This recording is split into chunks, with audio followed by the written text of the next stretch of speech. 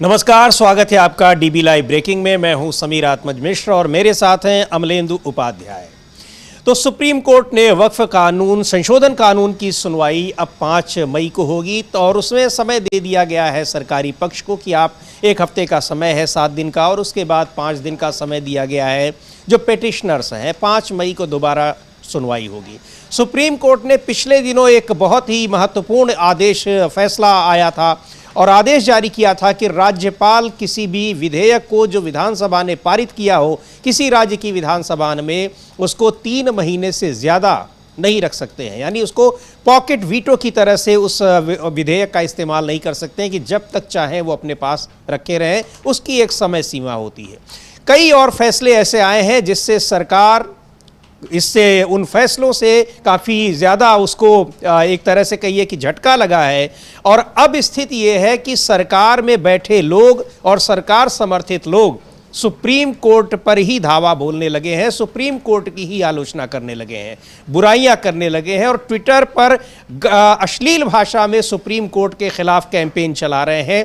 यानी ये वही टेंडेंसी है कि सरकार के खिलाफ अगर बोला जाएगा, वो चाहे मीडिया हो, चाहे वो आम आदमी हो, चाहे कोई भी हो, उसको सीधे तौर पर देशद्रोही बता दिया जाएगा, जो टेंडेंसी पिछले कई साल से लगातार देखने में आ रही है।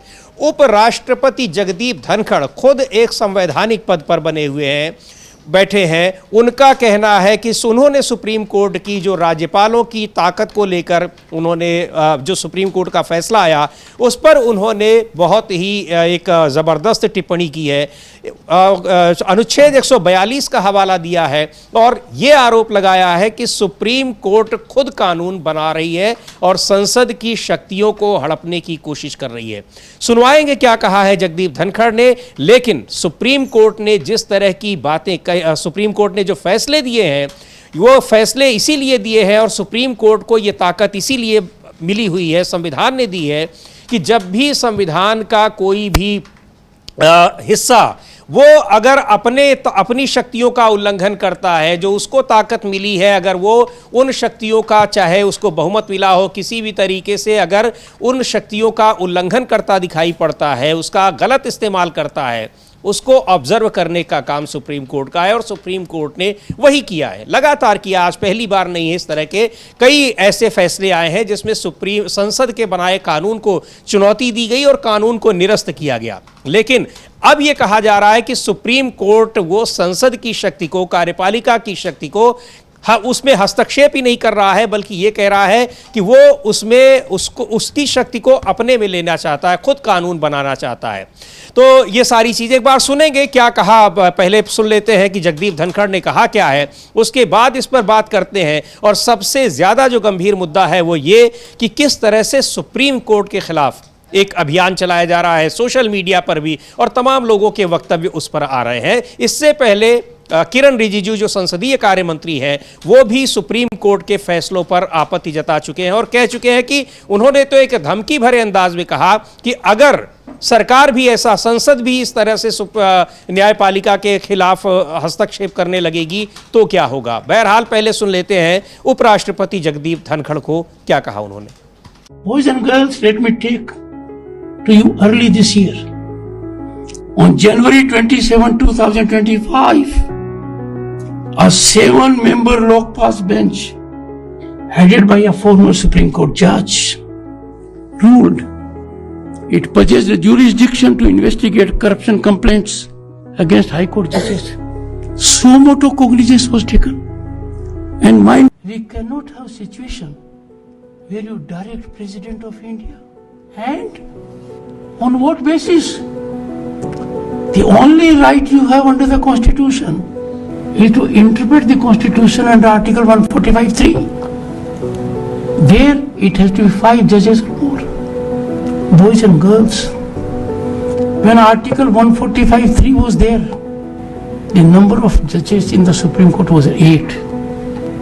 5 out of 8. Now 5 out of 30 and odd. But forget about it. The judges who issued a mandamus virtually to the president and presented a scenario it will be law of the land have forgotten power of the Constitution. How can that combination of judges deal with something under Article 145(3) is preserved? It was then for 5 out of 8. We need to make amends in that also now. 5 out of 8 would mean interpretation will be by majority. Or 5 constitutes more than majority in 8. But leave that aside. Article 142. Article 142 has become a nuclear missile against democratic forces. Available to judiciary 24/7. तो ये संविधान ने ताकत दी है article 142 की supreme court को, उसी के तहत, और सुप्रीम कोर्ट तो अपने फैसलों की भी समीक्षा करता है कि अगर वो गलत है। सुप्रीम कोर्ट के पास इसीलिए उसको, जब संसद ने कानून अगर बनाया है, कानूनी प्रक्रिया का उसमें उल्लंघन हुआ है, संवैधानिक प्रक्रिया का उल्लंघन, जिसके आधार पर अभी इस वक्फ संशोधन कानून को चुनौती दी गई है, इसीलिए तो सुप्रीम कोर्ट सुनवाई कर रहा है। और राज्यपाल के संदर्भ में उन्होंने जो कहा, तो वहां भी विधानसभा की ओर से जो पारित कानून था, राज्यपाल उसको अपने पास रखे हुए थे महीनों से, और उस पर वो सिग्नेचर नहीं कर रहे थे, जिसकी वजह से तमाम जो जरूरी कानून थे वो लागू नहीं हो पा रहे थे। उस पर ये टिप्पणी थी, लेकिन किस तरह से डिफेंड किया है और इसको लेकर आलोचना हो रही है। तमाम संवैधानिक जानकार हैं वो भी इस पर जगदीप धनखड़ की आलोचना कर रहे हैं। हालांकि जगदीप धनखड़ खुद भी सुप्रीम कोर्ट के वकील रहे हैं, लेकिन ये जो उन्होंने कहा और उनके समर्थन में जो कैंपेन चलाया जा रहा है, अमलेंदु जी, किस तरीके से सुप्रीम कोर्ट पर लोग निशाना साध रहे हैं और सुप्रीम कोर्ट की आलोचना कर रहे हैं और किस भाषा में कर रहे हैं, वो बहुत गंभीर मुद्दा है। हाँ बिल्कुल समीर जी, काफ़ी गंभीर मुद्दा है। और जिस समय हम लोग चर्चा कर रहे हैं, इस समय जो टॉप पर एक्स पर ट्रेंड कर रहा है, वो कर रहा है हैशटैग सुप्रीम कोर्ट बंद करो। और इस पर अभी तक जो है वो 28.2 के, यानी लगभग 28,000 से ज़्यादा जो इस पर ट्वीट इस पर हो चुके हैं। तो ये सुप्रीम कोर्ट को सीधे सीधे धमकी और सीधे सीधे चैलेंज देने की कोशिशें की जा रही है, और ये साजिशें जो हैं वो सुप्रीम कोर्ट के खिलाफ ये हो रही हैं। और ये तमाम आप देखिए, जिन लोगों की तरफ से किए जा रहे हैं वो सारे ट्विटर हैंडल, कोई मोदी के परिवार का है, कोई सनातनी हिंदू है बड़ा, कोई बड़ा भारी हिंदूवादी है, इस तरीके के लोगों की तरफ से किए जा रहे हैं। अधिकांश भाजपा के समर्थक इसमें दिखाई पड़ रहे हैं।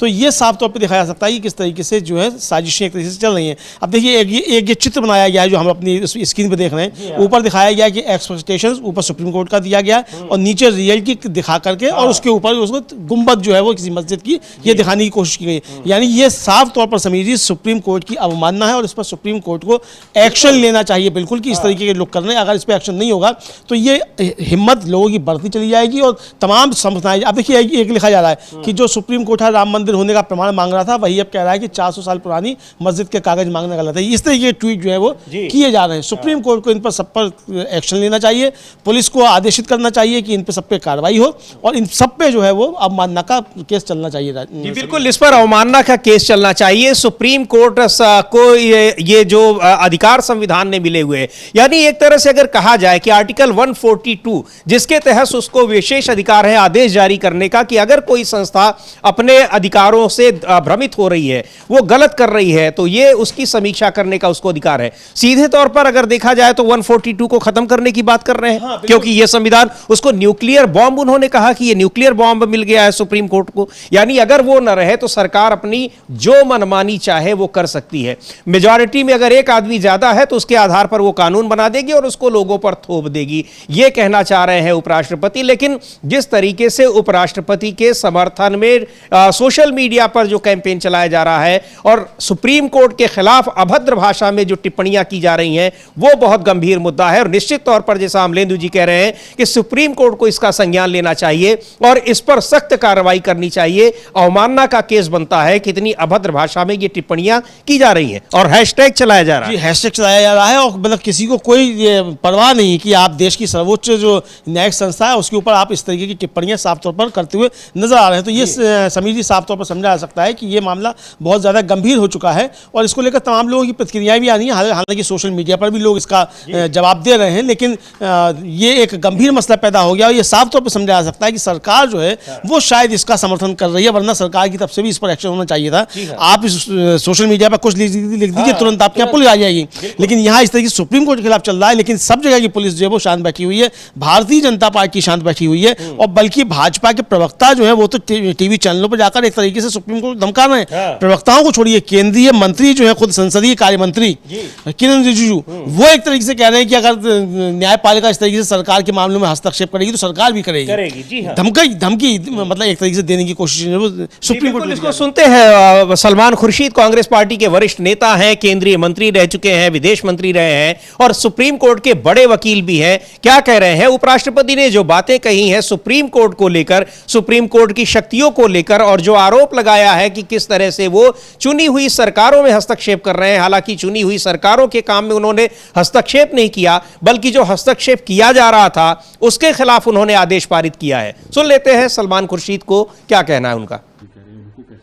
वो सब बात वही बात आ जाती है। सुप्रीम कोर्ट जो है वो फाइनल है, सुप्रीम कोर्ट को हम मानते हैं।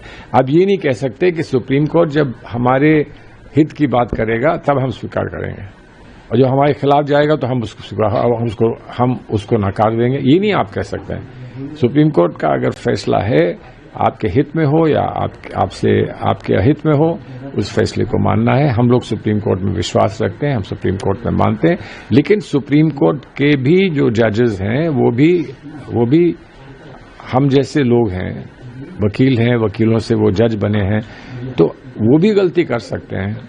और उन्होंने इस बात को स्पष्ट किया है कि हमने अगर गलती की तो हमारे यहाँ एक प्रावधान रिव्यू का है कि आप आ सकते हैं कहने के लिए कि हमने गलती की है।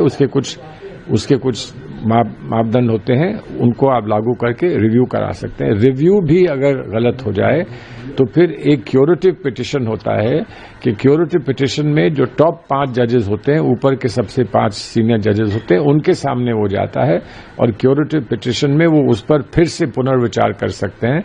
तो वो खुद मानते हैं कि हम गलती कर सकते हैं, लेकिन हमारी गलती को सुधारने का भी तरीका है, वो हम आपको देते हैं और उसी से फिर गलती को सुधारा जाता है। लेकिन हर एक आदमी कह देगा कि वो ये गलत है, ये गलत है, ये गलत है, तब तो पूरा सिस्टम ही कोलैप्स कर जाएगा। बट ये हर एक आदमी ने तो 22 कह रहा हूँ कि बहुत सम्मानित हैं, लेकिन उनका ये निर्णय है, उनकी ये सोच है और उनको भी अधिकार है कि वो स्वयं या किसी और के माध्यम से वो सुप्रीम कोर्ट के सामने जाएं और कहें कि आपने गलत किया है। कह सकते हैं, ये उनका अधिकार है। तो बिल्कुल, अगर सुप्रीम कोर्ट ने गलत किया है तो सुप्रीम कोर्ट के पास एक याचिका लगाई जा सकती है। सुप्रीम कोर्ट खुद अपने फैसलों की समीक्षा करता है, स्वतः संज्ञान लेकर भी करता है, उससे बड़ी बेंच के पास भेज दिया जाता है। लेकिन ये जिस तरीके से सुप्रीम कोर्ट पर आरोप लग रहे हैं और अभद्र भाषा में सुप्रीम कोर्ट को सीधे तौर पर चैलेंज किया जा रहा है, वो बहुत गंभीर मुद्दा है। और यहाँ देश में बड़ी संख्या में लोग ऐसे हैं जिनको सब जगह से अगर निराशा होती है तो सुप्रीम कोर्ट से ही आशा की किरण रहती है। लेकिन और सरकार अगर उस पर सवाल उठाने लग जाए तो अपने आप में बहुत बड़ी बात होती है कि किस तरीके से सुप्रीम कोर्ट अगर ना हो, यानी कोर्ट अगर नहीं हो, तो फिर सरकारें क्या मनमानी करती रहेंगी। ये इसको समझने में किसी तरह की दिक्कत नहीं है। आर्टिकल 142 यही कहता है कि अगर पूर्ण न्याय का संदर्भ होता है, यानी जहां पर जरूरत महसूस हो वहां सुप्रीम कोर्ट कोई भी आदेश दे सकता है, फैसला दे सकता है न्याय करने के लिए। और न्याय करने के लिए न्याय की उम्मीद लेकर आखिरी जो पायदान होता है वो होता है लोगों के पास सुप्रीम कोर्ट। अब उस पर जिस तरह से हमला किया जा रहा है, ये वही टेंडेंसी है कि कैसे सरकार की आलोचना करने पर, किसी को भी सरकार का विरोध करने पर, वो चाहे कोई भी व्यक्ति हो, कोई संस्था हो, राजनीतिक दल हो, उसको भी देशद्रोही बता दिया जाता है। उसी टेंडेंसी के तहत ये दिख रहा है कि कैसे सुप्रीम कोर्ट की आलोचना की जा रही है। हाँ बिल्कुल समीर जी, ये जो टेंडेंसी दिखाई पड़ रही है बहुत खतरनाक टेंडेंसी है। और आप सुप्रीम कोर्ट में मुकदमा हार जाएं तो आप जो है वो सुप्रीम कोर्ट को गालियां देने लग जाएं। हाँ। और आप जीत जाएं तो सुप्रीम कोर्ट अच्छा हो जाए। यही कि इस मतलब क्या कहना चाहते हैं। और जिस तरीके से समीर जी ये इस समय ट्रेंड चलाया जा रहा है, उपराष्ट्रपति कुछ बोल रहे हैं, अब वो सीधी सीधी चुनौती दें कि 142 जो है उसको ही खत्म कर देना चाहिए। अरे भाई, आप तो पूरा संविधान बदलना चाहते हैं, 142 की बात क्यों कर रहे हैं? जी हाँ, धनखड़ साहब खुलकर बोले संविधान। ये भी है सही है। संसदीय परंपरा में हमारे यहाँ का जो सिस्टम है इसमें संसद सर्वोच्च है। बिल्कुल सही बात है। संसद चाहे तो सुप्रीम कोर्ट के अधिकार में कटौती कर सकती है और कई बार ऐसा हुआ है, लेकिन उसके लिए पूर्ण बहुमत, उसके लिए एक विशेष बहुमत की जरूरत होती है। तो चेक्स एंड बैलेंसेस बनाए गए हैं संविधान में कि कोई भी संस्था वो अपनी शक्तियों का दुरुपयोग नहीं कर सकती है, अपनी शक्तियों का इस्तेमाल केवल जनता के हित में किया जा सकता है। अब उन्हीं चेक्स एंड बैलेंसेस को किस तरह से चुनौती दी जा रही है और सुप्रीम कोर्ट के खिलाफ जिस तरह से यह कैंपेन चल रहा है, यह बहुत ही खतरनाक इसको कहा जाएगा कि ये जो है सिस्टम को लेकर, सुप्रीम कोर्ट को लेकर, वो बहुत खतरनाक की स्थिति में पहुंच गया है। हाँ बिल्कुल, बहुत खतरनाक स्थिति में पहुंच गया। और समीर जी, जो आपने चेक एंड बैलेंस की बातचीत की, वो चेक एंड बैलेंस यही है कि मान लीजिए कल को संसद में बहुमत हो जाए मोदी जी का या बीजेपी का और 400 पार हो जाए और वहां से पास करा दिया है कि मोदी जी आजीवन जो है वो प्रधानमंत्री रहेंगे, तो क्या ये आजीवन हो जाएंगे? संसद ने पास कर दिया चूंकि। बिल्कुल, और ये मूल ढांचे में नहीं आएगा, सुप्रीम कोर्ट नहीं देखेगा। और इसी तरीके से अगर सुप्रीम कोर्ट आदेश कर दे कि आज के बाद जो है वो संसद नहीं बैठेगी, चुनाव ही नहीं होगा, तो क्या मान लिया जाएगा? तो इसीलिए चेक एंड बैलेंस रखे गए संविधान में। और संविधान बनाने वालों ने बहुत समझदारी के साथ, लंबी बहस के साथ ये संविधान बना। और संविधान की सभा में श्यामा प्रसाद मुखर्जी भी शामिल थे जब ये संविधान बन रहा था। तो ऐसा नहीं है कि दूसरे लोग उसमें शामिल नहीं, श्यामा प्रसाद मुखर्जी भी शामिल थे। तो आप बाबा साहब अम्बेडकर का संविधान नहीं मानते हैं, लेकिन जिस संविधान सभा में श्यामा प्रसाद मुखर्जी शामिल थे उसको तो मानिए, और वरना कहिए कि हम संविधान को पूरा बदल देंगे। धनखड़ साहब कहें खुलकर, दिक्कत क्या है? आप उपराष्ट्रपति हैं, आपके ऊपर तो कोई मुकदमा भी नहीं होगा इस बात को लेकर। आप कह दीजिए संविधान बदलने की आवश्यकता है, बदलेंगे हम संविधान, कहें उपराष्ट्रपति को। इन्हीं सारी चीजों से अमलेंदु जी, ये चीजें जो बहुत सारे आरोप लगते हैं कि संविधान को बदलने की एक तरह से मंशा रखती है भारतीय जनता पार्टी, संविधान बदलना चाहती है, 400 पार का नारा इसीलिए दिया गया।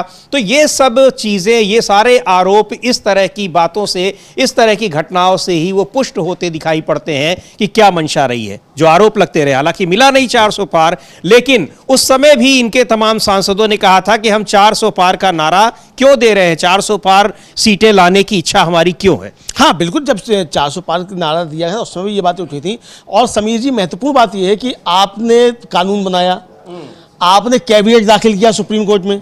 जब कैबिनेट आपने दाखिल किया था तो आपके वकील को तैयारी के साथ पहुंचना चाहिए था। आपको मालूम होना चाहिए था कि जो याचिकाएं दायर हुई हैं उन याचिकाओं में क्या क्या तर्क दिए गए हैं। जाहिर सी बात है कि उन तर्कों पर सुप्रीम कोर्ट आपसे जवाब मांगेगा। जब आपने कैबिनेट दाखिल की थी तो आपको दूसरे लोगों की याचिकाओं की प्रति मिल चुकी थी, इसका मतलब साफ तौर पे। फिर आपका वकील उपस्थित होता है, और जब आपका वकील उपस्थित होता है तो वो सवालों के जवाब क्यों नहीं दे पाता जो सुप्रीम कोर्ट पूछ रहा है। आप बार-बार उसे क्यों कहना पड़ता है साहब इस मसले पर आप बात मत कीजिए। उसने 2-3 बार जो है एसजी तुषार मेहता होते, उन्होंने सुप्रीम कोर्ट से कहा कि साहब इस मसले पर आप बात मत कीजिए। तो जो सवाल पूछे जा रहे हैं, जिनके ऊपर याचिकाएं हैं, उनके जवाब तो आपसे मांगे जाएंगे।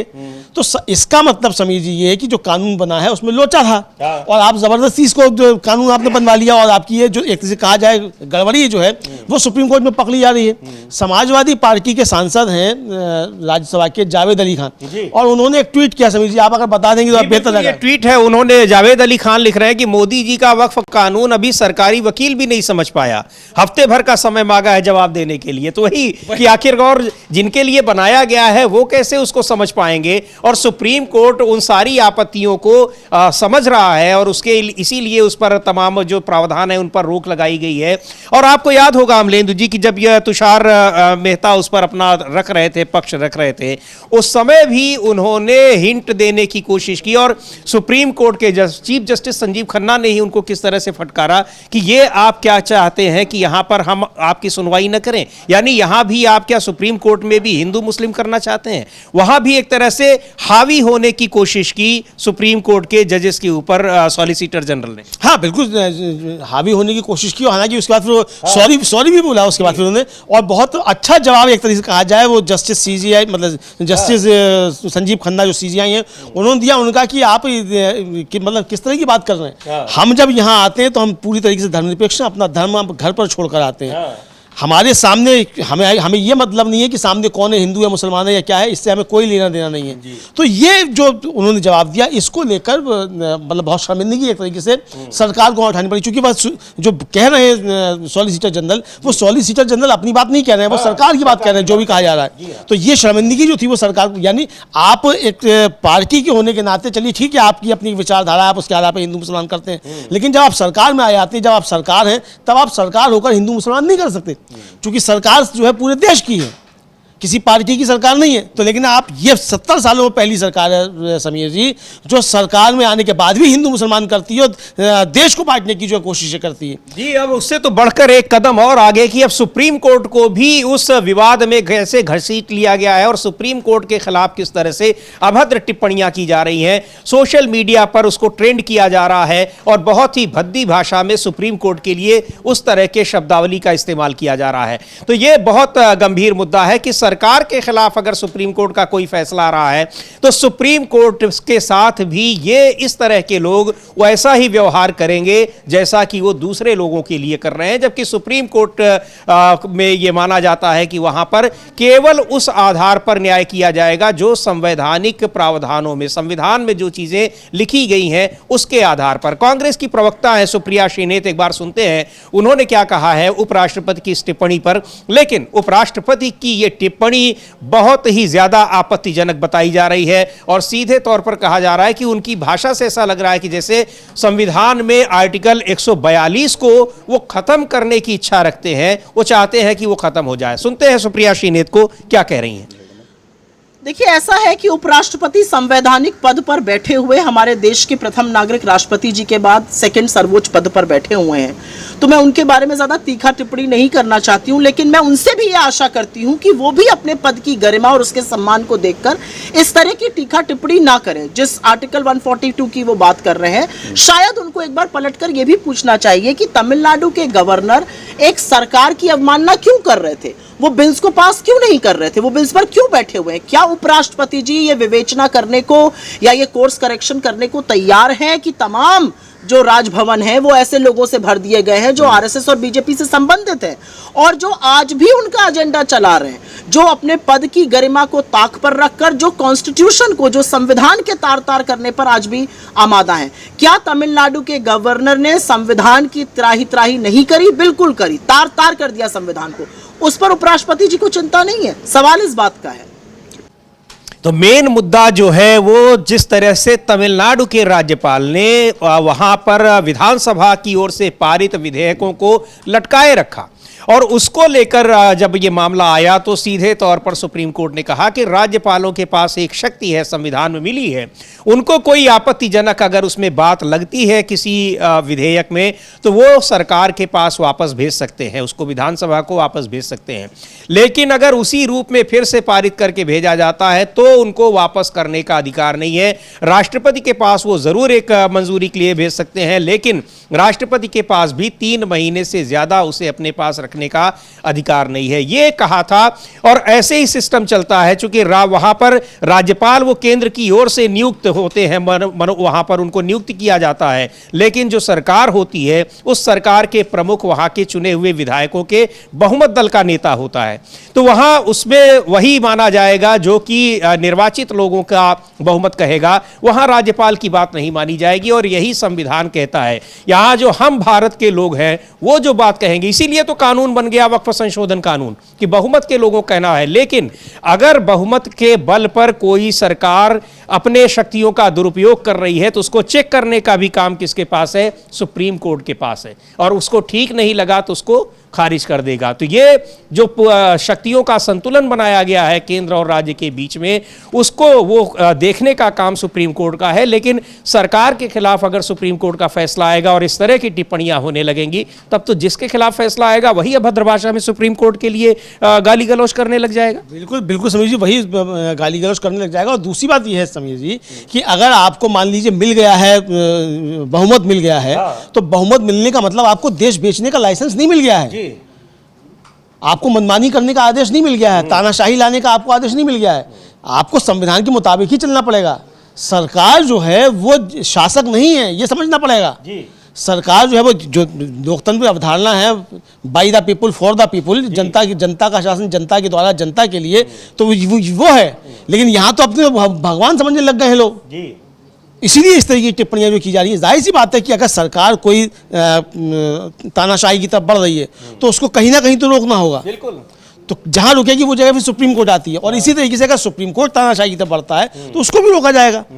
तो हमारे संविधान में बहुत अच्छी व्यवस्थाएं की गई, और ये व्यवस्था इसीलिए थी कि एक चेक एंड बैलेंस बना रहे, ताकि संविधान का कोई भी अंग जो है वो तानाशाही की तरफ ना बढ़ सके और दूसरे अंग का जो है वो अतिक्रमण ना करे। ये साफ तौर है। और फिर जो समीर जी इसको लेकर लगातार चर्चा होती रहती है। अभी हम लोगों ने पिछले दिनों भी चर्चा की थी कि जस्टिस रोहिंटन नरीमन की जो किताब आई है अभी, उस किताब के जो विमोचन का समारोह हुआ उसमें उन्होंने साफ तौर पर कहा कि अगर जो संविधान के मूलभूत ढांचे हैं उस पर अगर प्रहार होगा, वो चीज़ें खत्म की जाएंगी, तो देश के अंदर जलियांवाला बाग जैसी स्थिति पैदा हो सकती है, ऐसा विद्रोह हो सकता है। और केशवानंद भारती जो बनाम केरल सरकार जो मुकदमा है 1973 का, उसमें जो आदेश है सुप्रीम कोर्ट का, 13 सदस्यों की खंडपीठ थी और 7/6 के बहुमत से था वो पारित किया गया था। और उसमें बिल्कुल दोनों ही संस्थाओं की, यानी संसद और सुप्रीम कोर्ट, दोनों की शक्तियों का विभाजन कर दिया गया, और साफ तौर पर यह कहा गया कि संविधान का मूल ढांचा है उस पर संसद नहीं बदल सकती, उसके पास संविधान संशोधन की शक्तियां हैं, वो कर सकती है। लेकिन संविधान का मूल ढांचा है उसको आप करना चाहेंगे तो आप नहीं कर सकते, इसको बदलाव नहीं कर सकते। और इसी तरीके से सुप्रीम कोर्ट जो है उसको संविधान की समीक्षा का अधिकार है, कस्टोडियन जो है वो सुप्रीम कोर्ट है। और इसीलिए बाबा जब चीजें पहुंचती हैं तो संवैधानिक पीठ जब बनती है तब फिर संवैधानिक पीठ का फैसला जो है उसको चुनौती नहीं होती है, और उसको चुनौती अगर दी भी जाती है तो वो चुनौती सुप्रीम कोर्ट में ही दी जा सकती है। और यही सलमान खुर्शीद कह रहे थे कि वहां चेक एंड बैलेंस की स्थिति है।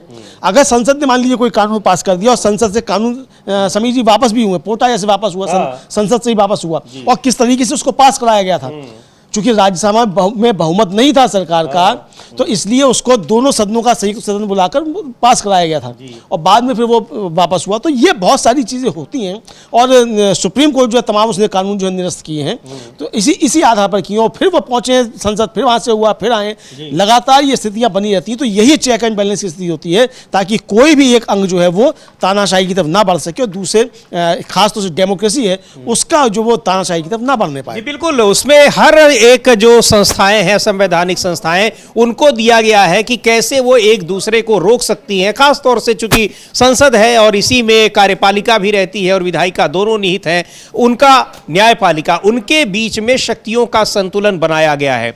कहा चूंकि संसद अगर कोई कानून बनाएगी और वो उसके खिलाफ होगा, जनता के खिलाफ होगा, तो वो फिर चुनाव में उसको जनता ही बता देगी कि आपने सही किया या गलत किया। लेकिन अगर उसमें जो संवैधानिक प्रावधानों का उल्लंघन किया गया होगा, उसको देखने का काम ये सुप्रीम कोर्ट का होगा, और सुप्रीम कोर्ट देखेगी कि किस तरह से उसमें संवैधानिक प्रावधानों का पालन नहीं किया गया है, उनका उल्लंघन किया गया है। राज्यपालों के सिलसिले में लगातार ये खबरें आती हैं अमलेंदु जी, जहां भी राज्यपाल हैं। भी ताजा तरीन पश्चिम बंगाल के राज्यपाल, वहां उस जगह पर जाने के लिए मुख्यमंत्री ने मना किया जहां हिंसा हुई, लेकिन वो जा रहे हैं। कई राज्यपाल ऐसे हैं, केरल के राज्यपाल हैं, उन्होंने लगातार तमाम विधेयकों को रोके रखा। तमिलनाडु के राज्यपाल जिनके खिलाफ अभी फैसला दिया है सुप्रीम कोर्ट ने, तो ये सभी लोग किस तरह से संविधान के प्रावधानों का उल्लंघन कर रहे हैं। आप ये देखिए, तमिलनाडु के राज्यपाल के खिलाफ इतनी गंभीर टिप्पणी सुप्रीम कोर्ट ने की, लेकिन उसके बाद वो एक कॉलेज में जाकर वहां के छात्रों से जय श्री राम का नारा लगवा रहे हैं। आपने संविधान की शपथ ली है, आपको उसका कोई ख्याल नहीं कि ये एक धर्मनिरपेक्ष देश है, और आप एक संवैधानिक पद पर हैं जहां आपको इस तरह की बातें, हालांकि इसके लिए कोई मनाही नहीं कि आप नहीं कर सकते हैं, लेकिन ये एक परंपरा भी होती है, ट्रेडिशन भी होता है जिसका पालन करना चाहिए, लेकिन नहीं हो रहा है। हाँ बिल्कुल, इसका पालन नहीं हो रहा है। चाहते हैं कि सुप्रीम कोर्ट भी उस पर खामोश रहे। हाँ, मतलब आप चाहते हैं कि आपको तानाशाही करने की पूरी छूट मिल जाए, अल्पमत की सरकार जो है वो तानाशाही की तरफ बढ़े। और समीर जी, देखने में ये आया है कि तानाशाही जब आती है लोकतंत्र के जरिए तो वो बड़ी खतरनाक होती है। हिटलर का उदाहरण हम लोगों के सामने है, वो भी चुनाव जीत कर ही आया था, अल्पमत में आया था, लेकिन और उसके बाद वो किस तरीके से उसने अपने देश को तानाशाही की तरफ ले गया। ठीक इसी तरीके की हरकतें जो हैं वो यहाँ भी की जा रही हैं, और शायद एक तरह से कहा जाए कि जो रास्ता जो चुना जा रहा है वो हिटलर वाला ही शायद चुना जा रहा है। लेकिन ये भी समझना पड़ेगा कि भारत जर्मनी नहीं है जी। यहाँ एक लंबी परंपरा जो है वो संघर्षों की रही है, और लोकतांत्रिक मूल्य यहाँ जिंदा है। और चूंकि हमें आज़ादी जो थी वो अंग्रेज़ों के खिलाफ एक लंबे संघर्ष के बाद मिली थी, हजारों कुर्बानियां देने के बाद मिली थी, तो यहाँ की आज़ादी को आप इतनी आसानी से नहीं हड़प सकते और तानाशाही आप इतनी आसानी से यहाँ नहीं ला सकते। इसका प्रतिवाद जो है जनता की तरफ से ज़बरदस्त तरीके से होगा। जी बिल्कुल, जनता का प्रतिवाद होगा और ये इसीलिए संविधान भी एक दिन में नहीं बना है, उसके लिए भी बड़ी मेहनत की गई है, बहुत बहसें हुई हैं और उसमें सभी अलग अलग क्षेत्र के लोग उसमें शामिल रहे उस बहस में और सबकी बातों को शामिल किया गया है। एक एक पॉइंट पर, एक एक चीज पर कई कई दिनों की बहस हुई है, तब जाकर यह संविधान तैयार हुआ। ऐसा नहीं है कि एक दिन में यह बन गया। और उस संविधान के कस्टोडियन के रूप में सुप्रीम कोर्ट को कहा रखा गया है कि अगर संसद भी कोई गलती करती है, संवैधानिक मूल्यों के खिलाफ हो जा रही है, तो उसको देखने का काम सुप्रीम कोर्ट का है। लेकिन सरकार में बैठे लोग और उनका जिस तरह से सुप्रीम कोर्ट के फैसलों की आलोचना हो सकती है और होती रहती है, यहां तक कि सुप्रीम कोर्ट के फैसलों के खिलाफ वहां याचिकाएं जाती हैं, हाई कोर्ट के फैसलों के खिलाफ जाती हैं, लेकिन और सुप्रीम कोर्ट, हाई कोर्ट अपने फैसलों की पर पुनर्विचार भी करते हैं, समीक्षा भी करते हैं, कई बार पलट भी देते हैं अगर उनको लगता है कि पहले गलती हुई है और यह जेन्युइन मुद्दा है। लेकिन आलोचना का एक तरीका होता है, सीधे उसको चुनौती नहीं दी जा सकती है। और किस अभद्र भाषा में सोशल मीडिया ट्रेंड हो रहा है, यह बहुत हैरानी की बात है। एक बार सुनेंगे फिर से उपराष्ट्रपति जगदीप धनखड़ ने कहा क्या है, लेकिन उनका आर्टिकल 142 को लेकर दिया गया बयान ये बहुत ही गंभीर मुद्दा है और ये सीधे दिखा रहा है कि वो शायद ये कहना चाह रहे हैं कि ये इस आर्टिकल को खत्म कर देना चाहिए। ये न्यूक्लियर मिसाइल एक तरह से है, वो ये शब्द इस्तेमाल कर रहे हैं आर्टिकल 142 के लिए। सुनते हैं क्या कहा है जगदीप धनखड़ ने और जिसको लेकर इतनी आलोचना हो रही है। We cannot have situation where you direct President of India and on what basis? The only right you have under the Constitution is to interpret the Constitution under Article 145(3). There it has to be 5 judges or more, boys and girls. When Article 145(3) was there, the number of judges in the Supreme Court was 8. 5 out of 8. Now 5 out of 30 and odd. But forget about it. The judges who issued a mandamus virtually to the president and presented a scenario it will be law of the land have forgotten the power of the Constitution. How can that combination of judges deal with something under Article 145(3) is preserved? It was then for 5 out of 8. We need to make amends in that also now. 5 out of 8 would mean interpretation will be by majority. Well, 5 constitutes more than majority in 8. But leave that aside. Article 142. Article 142 has become a nuclear missile against democratic forces, available to judiciary 24/7. तो ये उन्होंने कहा article 142 के लिए, जिसके तहत किसी भी न्याय के लिए सुप्रीम कोर्ट वो आदेश जारी कर सकता है और फैसला दे सकता है इसको लेकर। लेकिन सबसे जो गंभीर मुद्दा है वो ठीक है कि उन्होंने कहा और उसकी आलोचना होगी या उस पर बहस होगी, लेकिन उनके समर्थन में सुप्रीम कोर्ट के खिलाफ जिस तरह से टिप्पणियां की जा रही हैं वो बहुत हैरान करने वाली है। एक बार सुनते हैं कांग्रेस पार्टी के नेता और राज्यसभा में कांग्रेस के उपनेता प्रमोद तिवारी क्या कह रहे हैं उपराष्ट्रपति जगदीप धनखड़ के इस बयान पर। महामहिम राष्ट्रपति, महामहिम उपराष्ट्रपति संविधान के प्रदत्त अधिकारों से सर्वोच्च, मैं उनकी बात पर कोई प्रतिक्रिया नहीं व्यक्त करूंगा, ना कोई बात कहूंगा, पर इतना जरूर कहूंगा कि भारत का संविधान बहुत स्पष्ट है। लोकतंत्र 4 पाए पे टिका है, न्यायपालिका, कार्यपालिका, पत्रकारिता और विधायिका। सबके अपने स्पष्ट अधिकार हैं, उनका हनन नहीं होना चाहिए।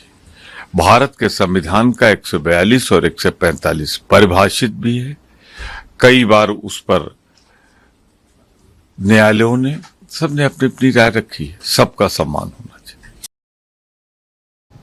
तो उसको लेकर काफ़ी अब बहस जारी है। उपराष्ट्रपति ने जो कुछ भी कहा है, चूंकि उपराष्ट्रपति खुद भी कानून के, संविधान के जानकार हैं, इसलिए उनकी ये टिप्पणी बहुत और भी ज़्यादा गंभीर मानी जा रही है कि कैसे 142 के लिए कह सकते हैं। 142 का इस्तेमाल तभी सुप्रीम कोर्ट करता है जब उसको संवैधानिक प्रावधानों में कहीं उल्लंघन दिखाई पड़ता है, कोई संस्था अपनी शक्तियों का दुरुपयोग कर रही होती है तब करता है। तो इसको लेकर एक बड़ी बहस अब शुरू हो गई है। लेकिन जिस तरह से ट्विटर ट्रेंड चलाया जा रहा है एक्स पर, वो चीज़ें बहुत गंभीर है, वो मुद्दा बहुत गंभीर है कि सुप्रीम कोर्ट के लिए किस तरह से और किस भाषा में उसका ये सारी चीज़ें, ये बातें लिखी जा रही हैं।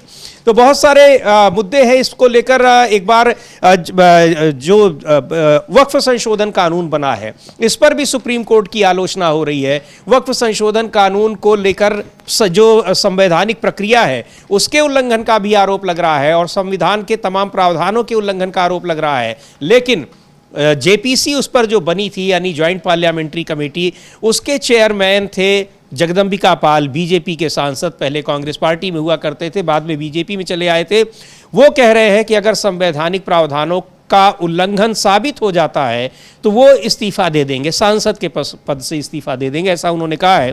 एक बार सुनते हैं। लेकिन इन्हीं आरोपों को लेकर इसको चुनौती दी गई है कि संवैधानिक प्रावधानों का उल्लंघन हुआ है इस कानून में। सुन लेते हैं जगदंबिका पाल को, जो जेपीसी के वक्फ संशोधन विधेयक पर जेपीसी बनी थी, उसके अध्यक्ष थे। मैं 100%, मैंने एक दो बार और कहा कि अगर जो हमने रिपोर्ट बनाई है वो जो कहा जा रहा है कि अनकॉन्स्टिट्यूशनल है, या मतलब वो कहा जा रहा है कि धार्मिक स्वतंत्रता को मतलब इस पे हस्तक्षेप करता है, मैं इस्तीफा दे दूंगा।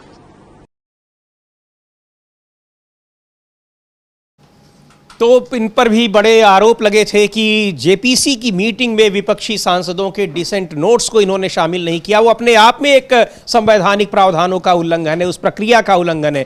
इन्हीं प्रक्रियाओं के उल्लंघन की वजह से महुआ मोइत्रा ने जो चैलेंज किया है, उनकी पीआईएल में ये बातें लिखी गई हैं। और संवैधानिक प्रावधानों के और मौलिक अधिकारों के उल्लंघन की बात तो तमाम दूसरी याचिकाओं में कही गई है, जिसकी सुनवाई सुप्रीम कोर्ट में चल रही है। लेकिन जो सुप्रीम कोर्ट पर यह टिप्पणी है उपराष्ट्रपति की, और उसके बाद जिस तरह से उस पर प्रतिक्रियाएं आ रही हैं, वो बहुत गंभीर नहीं बल्कि बहुत खतरनाक स्तर की प्रतिक्रियाएं हैं। हाँ बिल्कुल समीर जी, बहुत खतरनाक स्तर की प्रतिक्रियाएं हैं। और सीधी सी बात समीर जी ये है कि मान लीजिए कि कोई सरकार अगर बन गई है तो इसका मतलब ये नहीं है कि उसे संविधान बदलने के लिए जन्नत मिल गया है। और ये बात जो हम जस्टिस नरीमन की पुस्तक विमोचन के कार्यक्रम का कर रहे हैं जिक्र, उसमें जस्टिस के.वी. विश्वनाथन जो मौजूदा सुप्रीम कोर्ट के जज हैं वो भी मौजूद थे, और उन्होंने भी जो था यही बात कही कि भाई अगर अनुच्छेद 368 उसमें अगर जनमत संग्रह का भी प्रावधान होता तब भी आप संविधान के मूल ढांचे पर प्रहार नहीं कर सकते थे। यानी अगर आप जनमत संग्रह करा के और ये कहीं साहब हमने तो तय कर लिया है कि मोदी जी जो है आजीवन प्रधानमंत्री रहेंगे और अब कोई दूसरा कुछ बनेगा ही नहीं, चुनाव होंगे ही नहीं, तब भी आप इसको नहीं बदल सकते, जनमत संग्रह के बाद भी नहीं आप नहीं कर सकते। तो ये साफ तौर पे तो यही परेशानी इसमें भारतीय जनता पार्टी को हो रही है, क्योंकि अब संविधान की बातें होने लगी हैं। लोकसभा चुनाव में संविधान मुद्दा बना और संविधान के मुद्दे पर भारतीय जनता पार्टी को जबरदस्त हार मिली जी।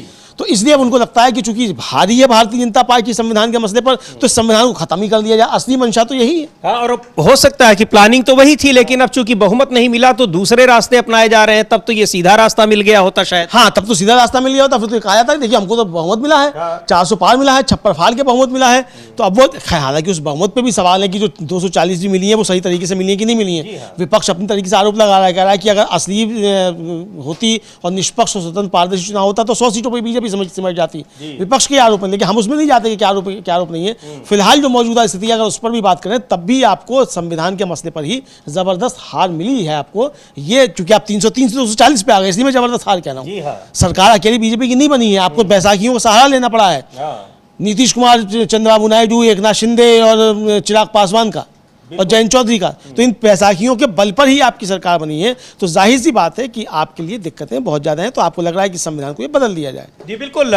लेकिन इसको लेकर जिस तरह से अब उपराष्ट्रपति जैसे पद पर बैठे हुए व्यक्ति अगर कह रहे हैं तो ये और भी गंभीर मसला होता है। लेकिन और ज़्यादा गंभीर और ख़तरनाक स्थिति ये है कि सुप्रीम कोर्ट के खिलाफ जिस तरह से टिप्पणी की जा रही है, ट्विटर ट्रेंड कराया जा रहा है और उस पर किसी को आपत्ति नहीं हो रही है कि आखिर ये क्यों हो रहा है। आपत्ति आखिर अब तक ना तो कोई कार्रवाई किसी पर हुई अमलेंदु जी, और न ही उस पर कोई प्रतिक्रिया ऐसी आ रही है सरकार की तरफ से या फिर जो प्रशासनिक तंत्र है उसकी तरफ से। आखिर क्या ये सब कुछ एक सोची समझी रणनीति के तहत हो रहा है?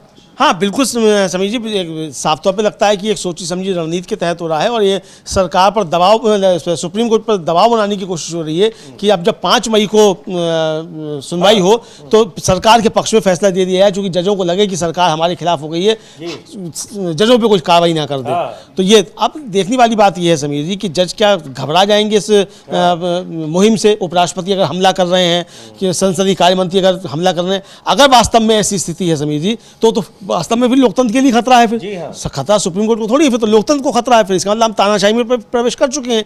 क्योंकि अगर सरकार तय करेगी कि सुप्रीम कोर्ट क्या फैसले दे क्या फैसले नहीं दे, तब तो बहुत दिक्कतें हो जाएंगी। फिर सरकार तय करे और सरकार के खिलाफ अगर फैसला होता है तो सुप्रीम कोर्ट की भी आलोचना उसी तरह से होगी जैसे कि राजनीतिक विरोधियों की और तमाम दूसरे लोगों की, दूसरे संस्थाओं की।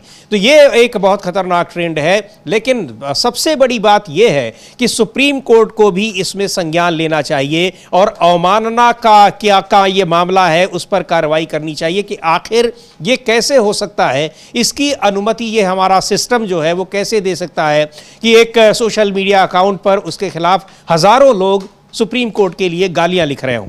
हाँ बिल्कुल, और ये कैसे इस पे तो सरकार को खुद एक्शन लेना चाहिए, पुलिस को एक्शन लेना चाहिए कि किस तरीके से ये चल रहा है। यानी अगर एक जज साहब जो है वो एक भाजपा नेता के लड़के की बाइक चला लें और उस पर अगर कोई सुप्रीम कोर्ट का वकील टिप्पणी कर दे तब तो अवमानना का नोटिस पहुंच जाएगा। और यहाँ सीधे सीधे सुप्रीम कोर्ट कहा जा रहा है, इस पर कोई अवमानना नहीं होगी क्या? तो ये सवाल उठता है। तो सुप्रीम कोर्ट से भी सवाल है कि भाई माननीय उच्चतम न्यायालय जो है इस पर खुद एक्शन ले, स्वतः संज्ञान ले और पुलिस को जारी करें नोटिस, सरकार को जारी करें नोटिस, गृह मंत्री को नोटिस जारी करें। जी बिल्कुल, सो नोटिस जारी करें क्योंकि ये छोटा मोटा मामला नहीं है, बहुत ही गंभीर मामला है और सुप्रीम कोर्ट जैसी संस्था पर ये अभद्र टिप्पणी है, इसको ये एक इस पर संज्ञान लेना चाहिए सुप्रीम कोर्ट को भी कि आखिर कैसे कोई चला रहा है और सरकार उसको रोक कैसे अनुमति दे रही है ये चलाने की। इसको अभिव्यक्ति की स्वतंत्रता नहीं कहा जा सकता है। ये अभिव्यक्ति की स्वतंत्रता ये होती कि आप उसकी आलोचना कर सकते हैं, उसके खिलाफ इस तरह से कैंपेन चलाना ये बहुत खतरनाक चीज है, खतरनाक बात है।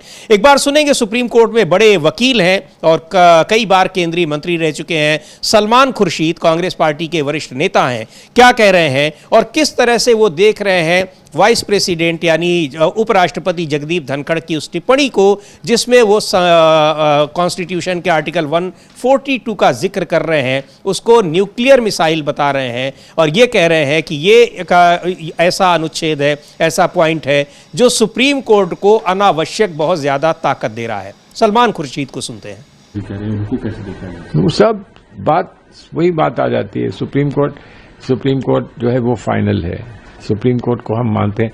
अब ये नहीं कह सकते कि सुप्रीम कोर्ट जब हमारे हित की बात करेगा तब हम स्वीकार करेंगे और जो हमारे खिलाफ जाएगा तो हम उसको नकार देंगे, ये नहीं आप कह सकते हैं। सुप्रीम कोर्ट का अगर फैसला है आपके हित में हो या आपके अहित में हो, उस फैसले को मानना है। हम लोग सुप्रीम कोर्ट में विश्वास रखते हैं, हम सुप्रीम कोर्ट में मानते हैं। लेकिन सुप्रीम कोर्ट के भी जो जजेस हैं वो भी हम जैसे लोग हैं, वकील हैं, वकीलों से वो जज बने हैं, तो वो भी गलती कर सकते हैं।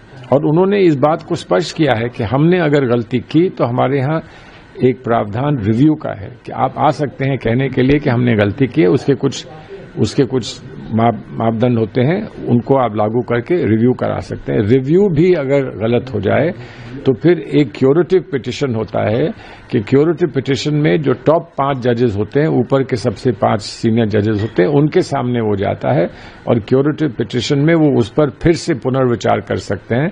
तो वो खुद मानते हैं कि हम गलती कर सकते हैं, लेकिन हमारी गलती को सुधारने का भी तरीका है, वो हम आपको देते हैं और उसी से फिर गलती को सुधारा जाता है। लेकिन हर एक आदमी कह देगा कि वो ये गलत है, ये गलत है, ये गलत है, तब तो पूरा सिस्टम ही कोलैप्स कर जाएगा। बट ये हर एक आदमी ने तो वाइस कह रहा हूं कि बहुत सम्मानित हैं, लेकिन उनका ये निर्णय है, उनकी ये सोच है और उनको भी अधिकार है कि वो स्वयं या किसी और के माध्यम से वो सुप्रीम कोर्ट के सामने जाएं और कहें कि आपने गलत किया है। कह सकते हैं, ये उनका अधिकार है। तो सुप्रीम कोर्ट भी अगर कुछ गलत कर रहा है, फैसले गलत दे रहा है, संविधान के प्रावधानों के अनुसार उसका फैसला नहीं है, तो उसके खिलाफ अपील की जा सकती है।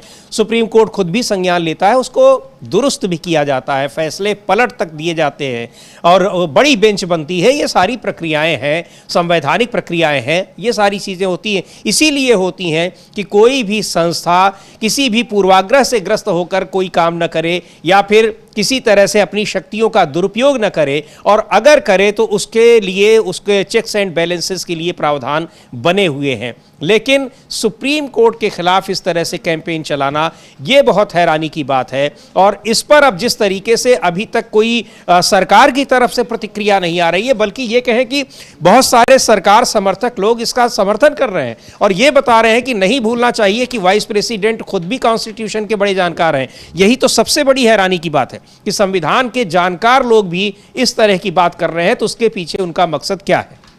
बिल्कुल समीर जी, और ये मकसद पूछा जा सकता है कि अगर संविधान की जानकारी हो, निश्चित तौर पे उनको जानकारी है। सदन में भी मल्लिकार्जुन खड़गे भी कह चुके हैं कि आप तो खुद सुप्रीम कोर्ट के बड़े अच्छे वकील वाले वकील हैं और हम तो 1 साल ही प्रैक्टिस किए थे, उसके बाद राजनीति में हमको स्थान मिल गया, तो आप तो लेकिन अभी भी प्रैक्टिस हैं।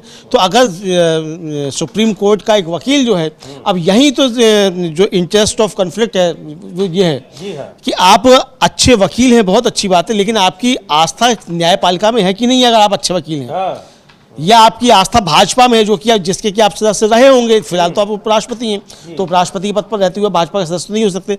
तो यहाँ आपका इंटरेस्ट क्या है? तो अगर आप संविधान के वाकई अच्छे जानकार हैं और होंगे, हम इस पर कोई टिप्पणी नहीं कर सकते, लेकिन अगर आप अच्छे जानकार हैं तो आपको फिर पूरी बात कायदे से रखनी चाहिए।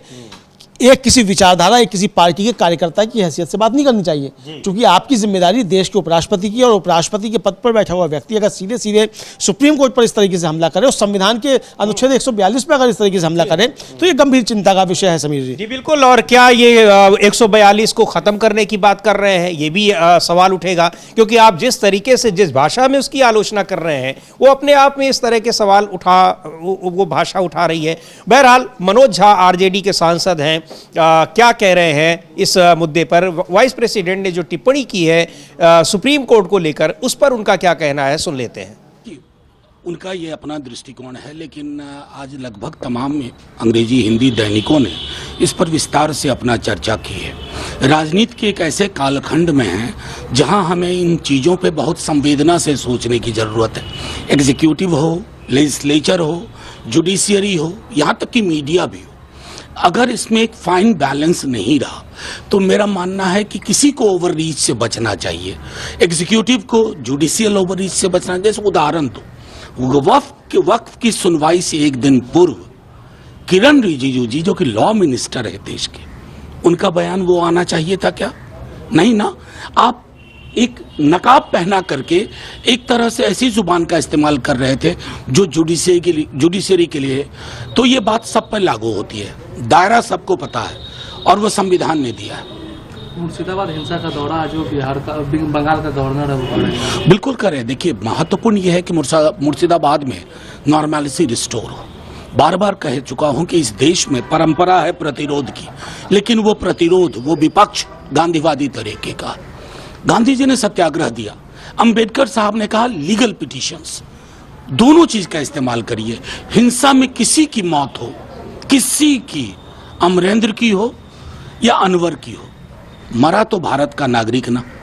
भारत के नागरिक की जान की कीमत पर कुछ भी महत्वपूर्ण नहीं। कल इंडिया तो इस वो उपराष्ट्रपति की टिप्पणी है सुप्रीम कोर्ट को लेकर, ये बहुत ही गंभीर मुद्दा है। वही बात मनोज झा भी कह रहे हैं। और सुप्रीम कोर्ट के पास ये ताकत इसलिए संविधान ने दी है ताकि कभी भी चुनी हुई सरकारें भी कई बार संविधान के बियॉन्ड जा सकती हैं, उसका उल्लंघन कर सकती हैं, और अगर उल्लंघन कर रही हैं तो सुप्रीम कोर्ट ये बताए उन्हें कि आप गलत जा रहे हैं, आप भी एक दायरे में हैं। आपको बहुमत मिलने का मतलब यह है कि आप संविधान के दायरे में रहकर ही काम करेंगे, उससे अलग जाकर आप काम नहीं कर सकते। हाँ बिल्कुल समीर जी, और इसीलिए हम लोग जो बात कर रहे हैं कि चेक एंड बैलेंस जो संविधान में दिए गए हैं वो चेक एंड बैलेंस यही है कि सरकार जो है वो तानाशाह ना होने पाए, क्योंकि सरकार जो है वो राजा नहीं है कि आप तानाशाह हो जाएं।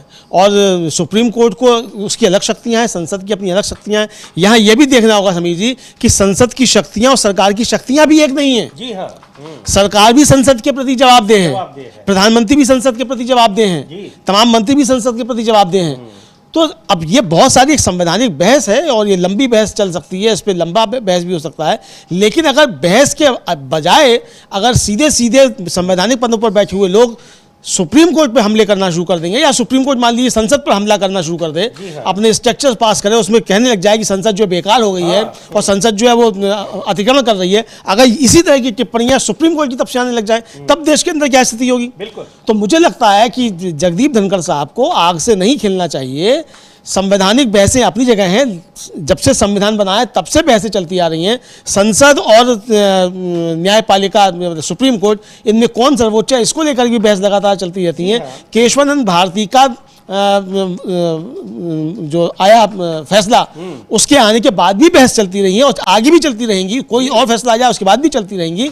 लेकिन इसके जरिए आप डेमोक्रेसी को कमजोर करने की कोशिश मत कीजिए। एक जो व्यवस्था बनी हुई है, लोगों का भरोसा है सुप्रीम कोर्ट में, जिस दिन ये भरोसा टूट जाएगा उस दिन सरकार भी नहीं टिक पाएगी। समीर जी, बिल्कुल, ये तो सही बात है कि जिस दिन ये भरोसा टूट गया तो फिर बहुत मुश्किल हो जाएगी, क्योंकि अभी सबसे आखिर में संविधान, सुप्रीम कोर्ट, इस पर लोगों का भरोसा रहता है कि जब तक ये है कोई भी गलत नहीं होने पाएगा। अगर होगा भी गलत या करने की कोई कोशिश करेगा तो उसको दुरुस्त करने के लिए ये दो चीजें हैं। एक संविधान ने जो संस्था बना रखी है सुप्रीम कोर्ट की, वो देखेगा और उस पर बहुत भरोसा रहता है लोगों का। अमलेंदु जी, इसमें ये देखा जाए जो टाइमिंग की अगर बात करें, अभी कुछ ही दिन पहले, 2-4 दिन पहले ही किरण रिजिजू का ये बयान आया था, शायद तमिलनाडु वाले फैसले के बाद ही आया था, कि सरकार की शक्तियों में वो हस्तक्षेप न करे, संसद की शक्तियों में हस्तक्षेप न करे। ऐसा करेगा तो सरकार भी और संसद भी। और उसके बाद इनकी ये टिप्पणी, ये क्रोनोलॉजी, और यहाँ जो जगदीप धनखड़ साहब जिस बात के जरिए 142 में कह रहे हैं, तो क्या चुनी हुई सरकार के बिल राज्यपाल रोक लेगा? वही तो चुनी हुई सरकार, वो भी चुनी, यानी चुनी हुई सरकार के जो बिल हैं वो सरकार द्वारा नियुक्त किया हुआ राज्यपाल रोक लेगा। लेकिन सुप्रीम कोर्ट राज्यपाल को आदेश नहीं दे सकता कि आप 3 महीने के अंदर फैसला लीजिए, जो चुनी हुई सरकार ने लिया। तो यहाँ तो अब विरोधाभास जो है जगदीप धनखड़ साहब की बात में खुद आ रहा है कि आप सरकार के बचाव में आप गलत तरीके से बहस को दूसरी तरफ मोड़ना चाहते हैं और सीधे सीधे आप सुप्रीम कोर्ट पर हमला कर रहे हैं, संविधान पर आप हमला कर रहे हैं। सीधी सीधी बात समझ में आती है। तो जो तर्क आप दे रहे हैं कि साहब वो राष्ट्रपति को कैसे आदेश दे सकता है सुप्रीम कोर्ट, तो राष्ट्रपति कैसे चुनी हुई सरकार का फिर बिल रोक सकता है? बिल्कुल।